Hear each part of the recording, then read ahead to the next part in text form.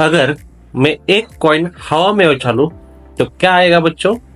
एक तो आएगा हेड या फिर आएगा टेल। इसी को हम कहते हैं प्रोबेबिलिटी, और इसी के रिगार्डिंग हम ये टॉपिक देखने वाले। चलो तो फिर हमारे टॉपिक को स्टार्ट करते हैं। यहाँ पर हम देखने वाले हैं एक्सरसाइज 14.1। इसमें है question number 1, complete the following statements. और इसमें हम देखने वाले हैं question number first, probability of an event E plus probability of the event not E. मतलब यहाँ पर event E plus not event E is equal to answer आ जाता है हमारा 1। उसके बाद question number second, the probability of an event that cannot happen is dot dot such an event is called dot dot.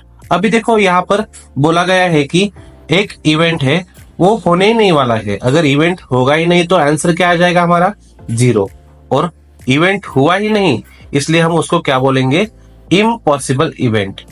और उसके बाद question number 3, the probability of an event that is certain to happen is dot dot such an event is called dot dot. अभी देखो यहाँ पर उन्होंने ये word बोला है सर्टेन टू हैपन, मतलब वो इवेंट आएगा ही। इसका आंसर होता है 1। पहले फिल इन द ब्लैंक्स में हम लिखेंगे 1 पर such an event is called sure event और सर्टेन इवेंट। उसके बाद question number 4, the sum of probabilities of all the elementary events of an experiment is dot dot.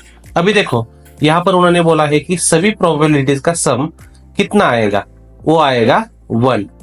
उसके बाद फिफ्थ वाला question, the probability of an event is greater than और equal to 0 and less than और equal to 1।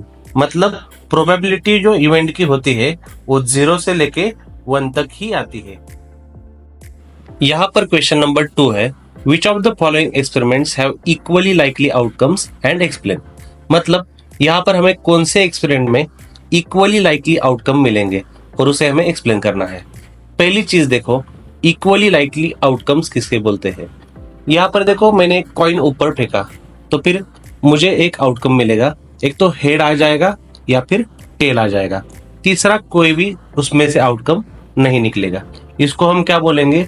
एक तो head या फिर tell, यानी इक्वली लाइकली आउटकम। एक तो हेड आने का चांस या फिर टेल आने का चांस, तीसरा कोई चांस यहाँ पर आ ही नहीं सकता। इसको हम बोलेंगे इक्वली लाइकली आउटकम। यहाँ पर देखो क्वेश्चन नंबर 2 में फर्स्ट है, a driver attempts to start a car, the car starts और डज नॉट स्टार्ट। एक ड्राइवर है और वो कार स्टार्ट करने का प्रयास कर रहा है। यहाँ पर कार स्टार्ट होगा या नहीं होगा? अभी यहाँ पर देखो ये इक्वली लाइकली आउटकम नहीं है, क्योंकि यहाँ पर ड्राइवर मतलब एक पर्सन इन्वॉल्व हो गया, वो उस पर्सन के मूड के ऊपर डिपेंड करेगा, इसलिए ये इक्वली लाइकली आउटकम नहीं है। यहाँ पर इसमें से क्वेश्चन नंबर सेकंड है, देखो, a player attempts to shoot a basketball, she और ही शूट्स और मिसेस द शॉट। यहाँ पर एक प्लेयर है, मतलब फिर से एक पर्सन आ गया, तो फिर आंसर आ जाएगा not equally likely outcomes. Third question है, a trial is made to answer a true false question, the answer is right और रॉन्ग। यहाँ पर देखो एक ट्रायल दिया गया है और क्वेश्चन दिया गया है, उसका आंसर एक तो ट्रू में आएगा या फिर फॉल्स में आएगा। यहाँ पर मतलब वो राइट आएगा या फिर रॉन्ग आएगा, तीसरा कोई भी इसका आंसर नहीं आ सकता। तो फिर ये हो गया हमारा इक्वली लाइकली आउटकम। और क्वेश्चन नंबर 4 है इसमें, अ बेबी इज बॉर्न, या तो वो बॉय होगा या फिर गर्ल होगी। यहाँ पर भी हमारा आंसर आ जाएगा इक्वली लाइकली आउटकम। यहाँ पर क्वेश्चन नंबर 3 है, why is tossing a coin considered to be a fair way of deciding which team should get the ball at the beginning of a football game. अभी देखो यहाँ पर एक question पूछा गया है कि किसकी तरफ बॉल आएगा, ये फुटबॉल गेम में कैसे तय किया जाता है? वो तय किया जाता है टॉसिंग अ कॉइन की वजह से, मतलब कॉइन को टॉस करके। अभी देखो यहाँ पर क्या ये सही तरीका है या नहीं, ऐसा हमें पूछा है। पहली चीज देखो, tossing a coin is equally likely outcome, that means what? अगर हम कॉइन को टॉस करेंगे तो हमें या फिर हेड मिलेगा या फिर टेल मिलेगा। हम ये बता नहीं सकती कौन सा आएगा, मतलब हेड आएगा या टेल आएगा, पर दोनों में से कोई एक आएगा। तो फिर yes, it is a fair way of deciding which team should get the ball at the beginning of a football game. Question number 4. Which of the following cannot be the probability of an event? मतलब इसमें से कौन सी probability of event नहीं है। यहाँ पर देखो probability of event कब आती है, वो आती है 0 से लेके 1 तक। मतलब यहाँ पर अगर 2/3 है तो हमारा आंसर कुछ 0.6 ऐसा कुछ आ जाएगा। ओके, मतलब ये भी प्रोबेबिलिटी ऑफ इवेंट है। उसके बाद सेकंड ऑप्शन है -1.5।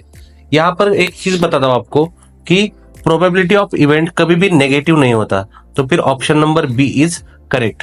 बट ऑप्शन नंबर सी के बारे में हम सोचते हैं। यहाँ पर देखो, यहाँ पर इसका सी ऑप्शन है 15%, मतलब 15/100 इज इक्वल टू आ जाएगा 0.15, मतलब ये भी 0 से लेके 1 तक ही आती है। उसके बाद ऑप्शन नंबर डी 0.7, ये भी 0 से 1 तक आता है। Option number B is correct option, that means -1.5 cannot the probability of an event because here is a minus sign. Question number 5 देखो, if probability of event is equal to 0.05, what is the probability of not e? यहाँ पर हमें पूछा गया है कि probability of event is equal to 0.05 है, तो फिर probability of not e क्या होगा? जैसे कि हमें पता है probability of event plus probability of not event is equal to 1 आता है।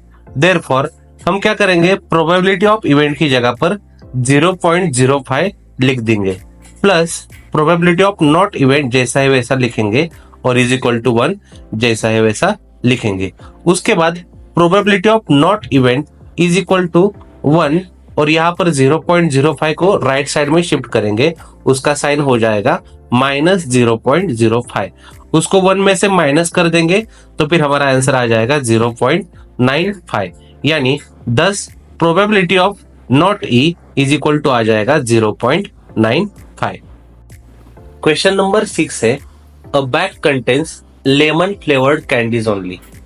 मतलब एक बैग है और उसमें सिर्फ लेमन फ्लेवर की कैंडीज है और मालिनी नाम की एक लड़की है, उसको अगर बोला गया है कि आप बैग में बिना देखे कोई भी एक कैंडी उठा लो, तो फिर क्या प्रोबेबिलिटी आएगी कि वो कैंडी ऑरेंज फ्लेवर कैंडी होगी, और दूसरा क्वेश्चन है इसमें कि वो लेमन फ्लेवर कैंडी होगी।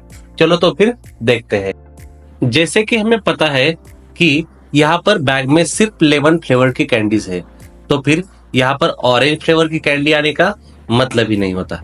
मतलब taking out any orange flavour candy is not possible, hence probability of taking out an orange flavour candy is equal to 0 आ जाएगा।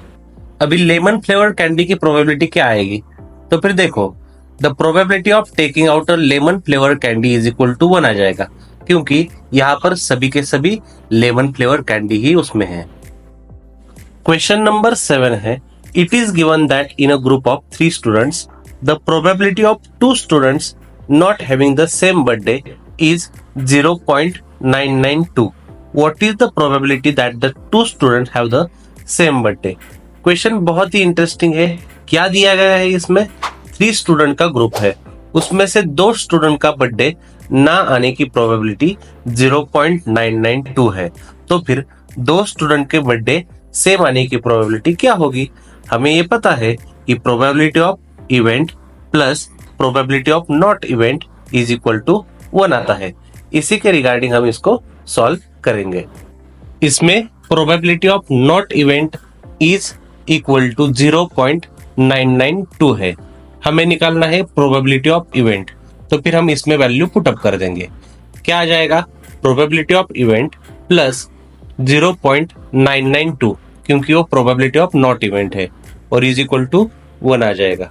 उसके बाद 0.992 को हम राइट साइड में शिफ्ट करेंगे, वो हो जाएगा 1 माइनस 0.992 और इज इक्वल टू हमारा आंसर आ जाएगा 0.008, और हमारा आंसर यहाँ पर आ गया, the probability that the 2 student have the same birthday is equal to 008। यहाँ पर हमने प्रोबेबिलिटी के 7 क्वेश्चन खत्म कर दिए हैं। अगर आपको ये वीडियो अच्छा लगा है तो लाइक करो, शेयर करो और सब्सक्राइब करो।